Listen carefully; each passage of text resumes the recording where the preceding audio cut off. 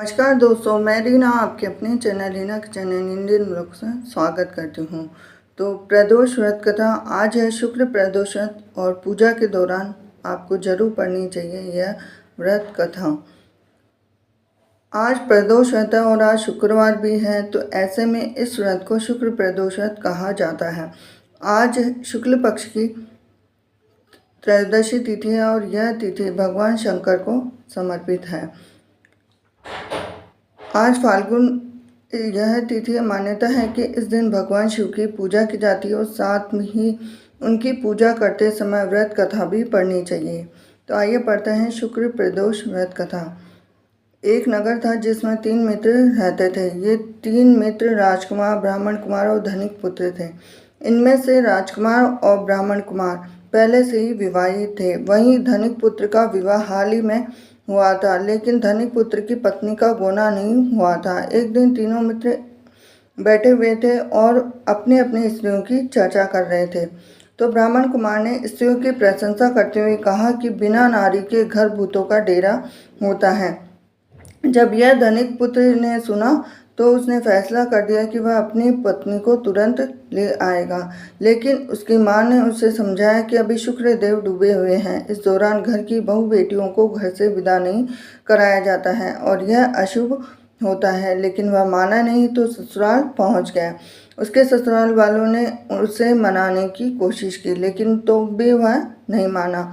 सभी ने जिद के आगे झुककर विदाई कर दी। दोनों शहर से निकलते ही थे कि उनकी बैलगाड़ी का पहिया निकल गया और बैल की टांग टूट गई।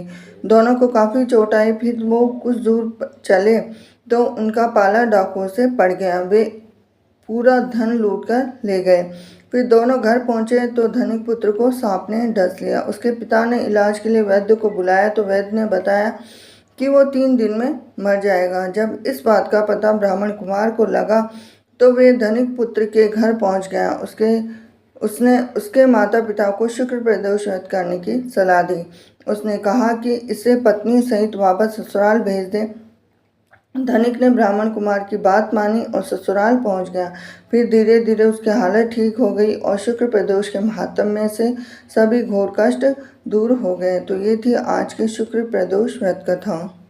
अब काफ़ी लोग प्रदोष व्रत करते हैं, तो प्रदोष व्रत के दौरान शाम को आपको क्या करना चाहिए। जैसे काफ़ी लोग उपवास रखते हैं, काफ़ी लोग व्रत भी रखते हैं। तो इसके अलावा व्रत के दौरान आप उपवास में खाई जाने वाली चीज़ों को आप खा सकते हैं, जैसे मावा बर्फ़ी, आलू का हलवा, समा चावल की खीर, नारियल बर्फ़ी, आलू का पापड़, केले की चिप्स, अरबी की सूखी सब्जी, लौकी की सब्जी, सिंगाड़े के आटे के पराठे, साबूदाने आदि खा सकते हैं।